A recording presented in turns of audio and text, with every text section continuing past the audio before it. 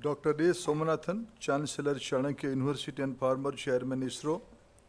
Sri Chris Gopal Krishnan, Member Board of Governors, Chanakya University, Co-founder University, Infosys and Trustee, Pratiksha Trust.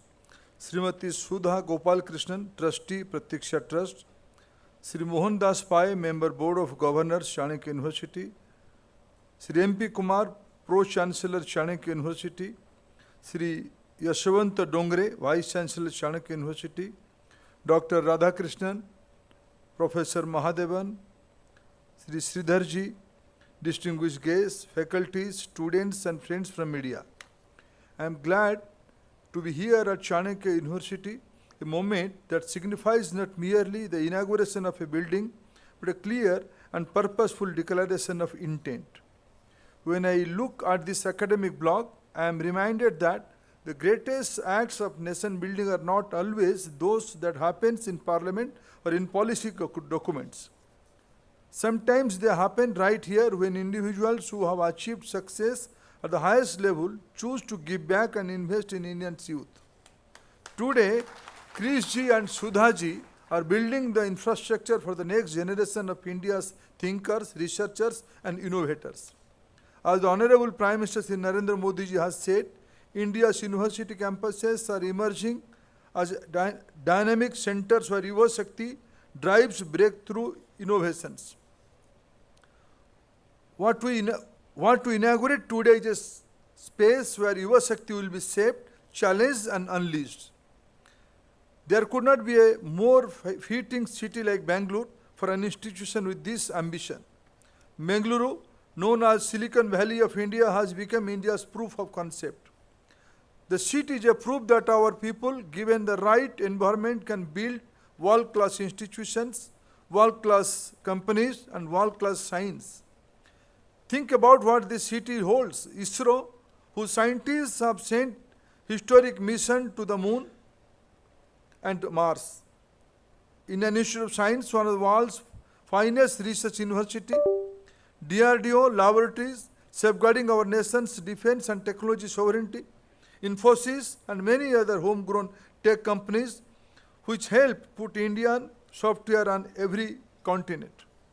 Thriving startup ecosystem, 15,000 startups, many of which are solving problems that matters for India and for the world.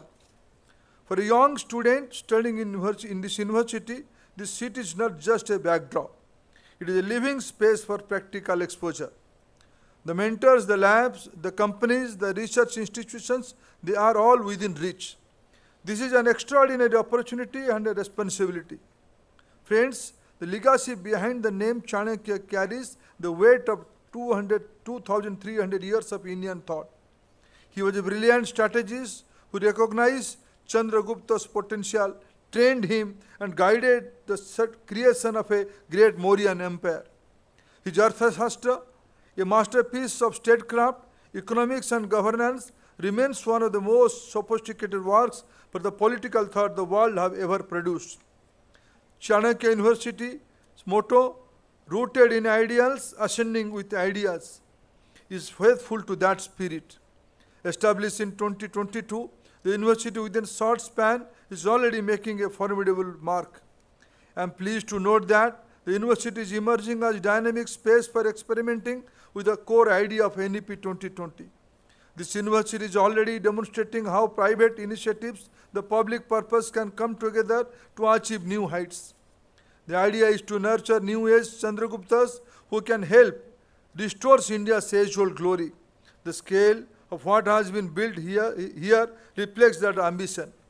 I am pleased that among other academic facilities, there is also an auditorium in the name of Dr. K. Kasturirangan Auditorium. Late Dr. Kasturirangan, former chairman of ISRO and one of the influential figures in establishing this university, he has also chaired the committee that gave us the NEP 2020, a truly transformative document for 21st century. With this new facility, we are carrying forward the shining legacy of Dr. Kasturirangan. Friends, this is India's defining moment. India is home to 146 crore people. It is nearly 18% world's population. over 65% of our population is under age 35. This is not just a statistics, it is a great opportunity to excel. With 4.5 crore learners across more than 1,200 universities, we are one of the largest higher education ecosystem in the world. And our achievements in the past decade is even more inspiring. Women now represent 49% of higher education enrollment, a historic high within 38% growth in just a decade. In STEM, women have grown from 35 lakhs to 43 lakhs, forming 43% of India's STEM cohort. It is one of the highest proportion in globally. Female PhD scholars have more than doubled. With a 135% increase, India is one of the fastest growing nations in women's research participation. Our innovation standing is rising too. India has climbed from 81st to 38 in the Global Innovation Index in a single decade. And according to the Australian Strategic Policy Institute, ASPI, India now ranks among the global top 5 in 50 out of 74 critical technologies. But with this scale comes a reality check. We have inherited a colonial legacy of degree-based education, where certificate matter more than the capability behind. That must change. In a world being reshaped by AI, deep tech and other disruptive technologies, what students can do matters for more than what degrees they hold. Friends, a Vikasit Bharat is our ambition and responsibility to our own people and to the globe. The rise of India is in this interest of global good. Bharat is rising for the world and also becoming voice of the global south. That demands a reorientation. NEP 2020 is a framework for the reorientation. And institutions like Chanakya University are its launchpad. By 2047, India needs not just more graduates, needs more jobs, job creators, wealth creators, design thinkers and thought leaders.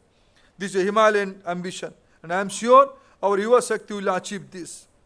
Friends, NEP 2020 is an enabler in this transition. This event comes at a defining moment in India's education journey, as the vision of NEP 2020 begins to translate into real change on the ground with its 6th anniversary approaching in July 2026.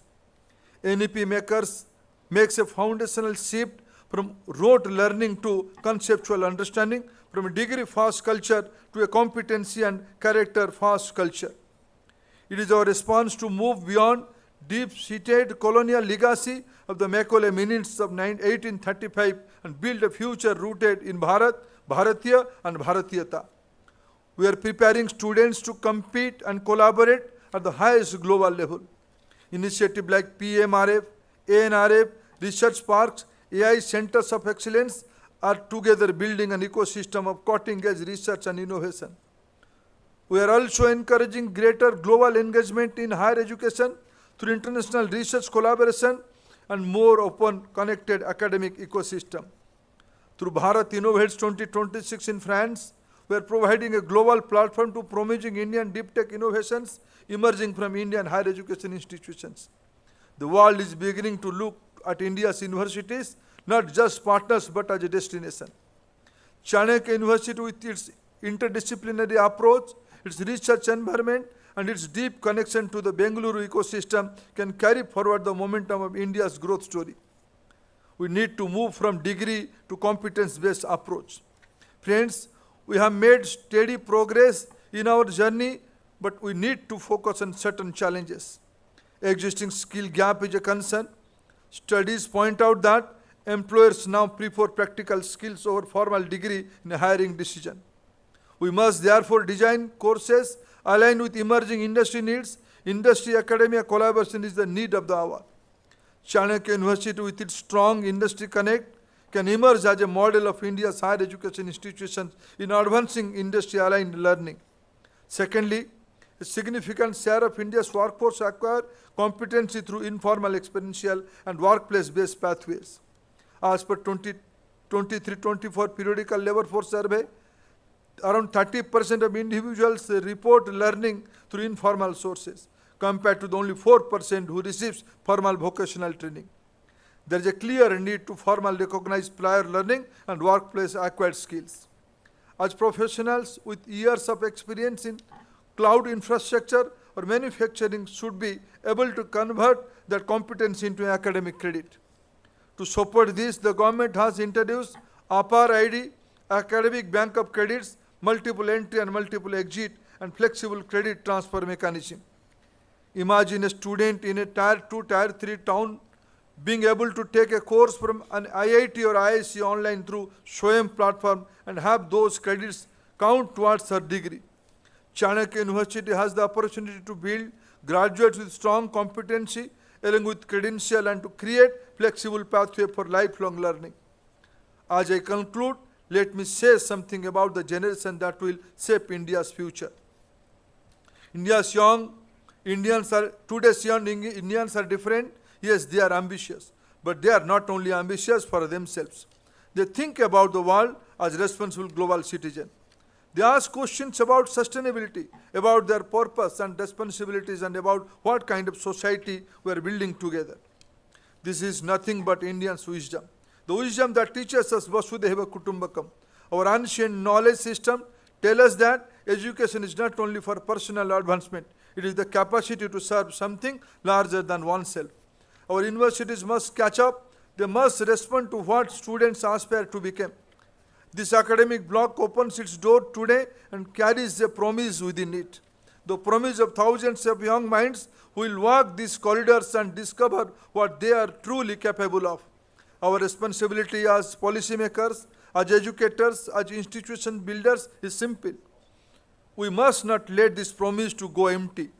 Let this university be worthy of what this generation is already reaching for, and let everything we build here to be step towards Vikasit Bharat. Thank you, friends. Jai Hind. Namaskar.